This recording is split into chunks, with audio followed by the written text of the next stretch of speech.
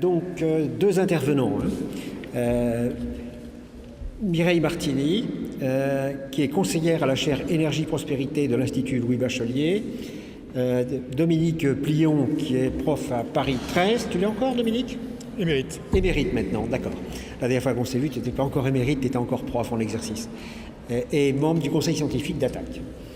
On commence par Dominique. Donc le thème général de ce premier temps, c'est la finance est en crise. Comment la stabiliser? Pour résumer très vite. Je crois que Dominique va peut-être poser les problèmes et Mireille peut-être essayer d'apporter quelques pistes de solutions. Et puis on vous renverra la parole. Peut-être que je la prendrai aussi un petit peu pour leur poser aussi une question. Merci. À toi, Dominique. Bien. Là, ça va? Ça marche? La crise qui nous submerge depuis 2008 a des causes nombreuses, extrêmement profondes. Par exemple, les inégalités dans nos sociétés.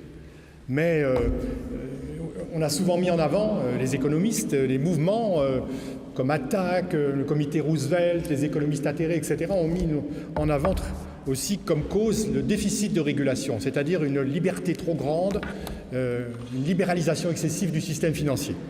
Et cela, malheureusement, face à cela, les autorités sont restées sourdes très longtemps jusqu'à la crise. En fait, l'idée, c'est qu'il y a une idéologie dominante qu'on pourrait appeler l'idéologie de l'efficience des marchés, c'est-à-dire qu'on laisse faire, que les marchés s'autorégulent et qu'ils atteindront le meilleur équilibre possible pour la société. Ce qui est une vision complètement fausse, démentie sans arrêt par les faits, mais qui reste dominante, notamment, qui continue d'être enseignée dans les universités, par exemple, aux étudiants comme étant la référence. Un exemple ou une conséquence de cette idéologie, c'est qu'au niveau international, il fallait absolument libéraliser totalement la circulation des capitaux. Ce qui s'est traduit par des mouvements de capitaux massifs et spéculatifs dans différentes régions du monde. Par exemple, à la fin des années 90, des crises énormes dans les pays dits émergents qui venaient de s'ouvrir à la finance internationale, que ce soit en Asie, la Thaïlande, que ce soit en Europe, par exemple la Russie, que ce soit en Amérique latine, l'Argentine. Et donc, cette libéralisation excessive a vraiment fait des dégâts considérables. La crise est arrivée et malheureusement, on peut dire que les autorités, celles qui nous gouvernent, ne veulent pas tirer les leçons de la crise, malgré quelquefois des discours politiques du genre « la finance est notre ennemi ».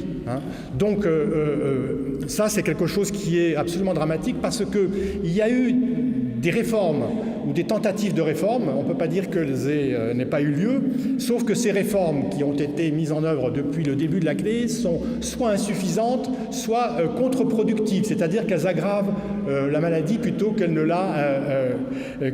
l'atténuent. Alors insuffisantes, je prendrai un seul exemple en France, la loi Moscovici sur la séparation et la régulation de juillet 2013 est tout sauf une loi radicale permettant vraiment de s'attaquer aux problèmes bancaires. Et en particulier, c'est un sujet qu'on évoquera peut-être tout à l'heure, face aux mastodontes bancaires qui en Europe et en France en particulier dominent la finance, eh bien les mesures prises sont insuffisantes et totalement inefficaces. Juste un exemple, Frédéric Oudéa, président de la Société Générale, une des grandes banques françaises, a déclaré à l'Assemblée nationale au moment de la discussion de la loi Moscovici, eh bien cette loi n'affectera que 1% de notre activité. La messe était dite. Clairement, on avait compris. Or, la finance est gouvernée par des grands conglomérats bancaires, comme la Deutsche Bank, dont on parle beaucoup ces jours-ci, qui est en pleine déconfiture, ou comme BNP Paribas ou Société Générale. Le problème de ces conglomérats, c'est qu'il y en a plusieurs. D'abord, ils ont une taille énorme, qui leur donne un pouvoir de marché considérable, donc tue complètement la concurrence, mais aussi un pouvoir politique considérable pour bloquer les réformes. Et ça, c'est quelque chose qui explique d'ailleurs en partie pourquoi les réformes sont minimales. C'est qu'en fait, les lobbies financiers jouent un rôle absolument déterminant pour bloquer ces réformes.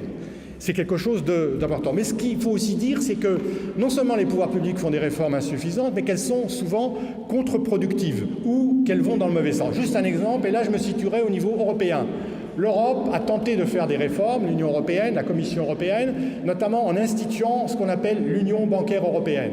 Or, nous serons plusieurs autour de cette table à vous montrer que l'Union bancaire européenne, en fait, aggrave le mal dans bien des cas plutôt qu'elle le supprime. Juste un exemple, en organisant un système de sauvetage des banques, ce qu'on appelle une résolution bancaire, ou en organisant une protection des déposants, eh bien, elle donne aux banques encore plus d'occasions et elles amènent un comportement des banques qui fait qu'elles savent qu'elles seront secourues en cas de difficulté. Et ceci amène des comportements de prise de risque absolument considérables, du type de celle, par exemple, de la Deutsche Bank, qui aujourd'hui menace la stabilité du système bancaire européen et même mondial. Hier, il y avait une interview dans Libération d'un des économistes qui a écrit les choses les plus intéressantes sur le sujet, François Morin, qui parle de l'oligopole bancaire mondial. 30 banques, dont les plus importantes aujourd'hui d'ailleurs sont chinoises, mais les européennes viennent en second rang, et les américaines aussi, sont vraiment les acteurs dominants qui infestent, je dirais aujourd'hui, ou qui paralysent d'une certaine manière les réformes et qui sont en partie responsables des menaces sur la stabilité bancaire. Juste pour vous montrer que la Commission européenne n'a pas compris les leçons de la crise, c'est qu'elle a décidé d'aller au-delà même des réformes qui avaient été menées en libéralisant encore plus la finance, en créant ce qu'on appelle l'union des marchés de capitaux et en particulier en développant, en incitant le développement de ce qu'on appelle la titrisation, qui a été l'instrument qui a été au cœur de la crise des subprimes.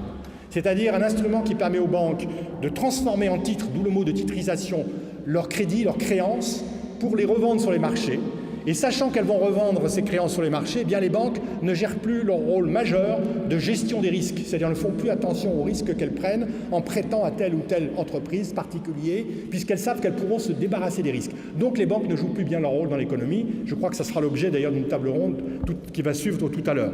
Donc il y a un vrai problème. Alors, je viens de dire que les réformes sont à contresens, insuffisantes, que les lobbies jouent un rôle majeur, mais que pouvons-nous faire face à cela? Et c'est la dernière chose que je voudrais développer. Je pense que dans cette situation-là, le mouvement social et citoyen a un rôle majeur. Nous avons une responsabilité tout à fait importante, une responsabilité de contre-pouvoir dans cette société. Quand on est citoyen, aujourd'hui, il ne suffit plus d'aller voter tous les 5 ans.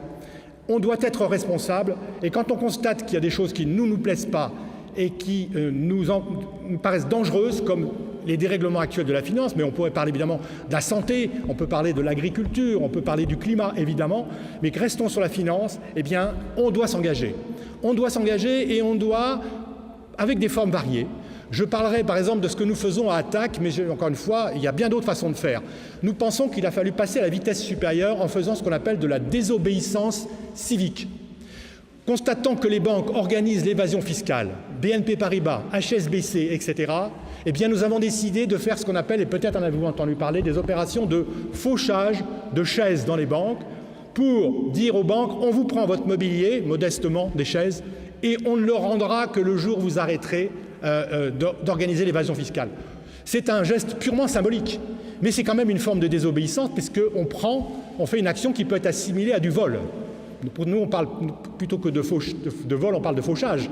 Et d'ailleurs, on a restitué ces chaises, on en a volé plus de 200 au moment du début du procès Cahuzac, symboliquement.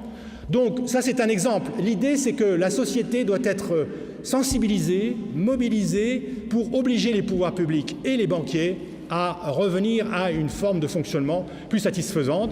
Et je crois que le citoyen, nous avons une responsabilité majeure dans cette affaire. Nous pouvons nous mobiliser, nous avons une responsabilité et ne croyons pas que nous sommes impuissants, car les puissants, c'est-à-dire les élites politico-financières, sont très sensibles à l'action citoyenne, donc nous devons agir.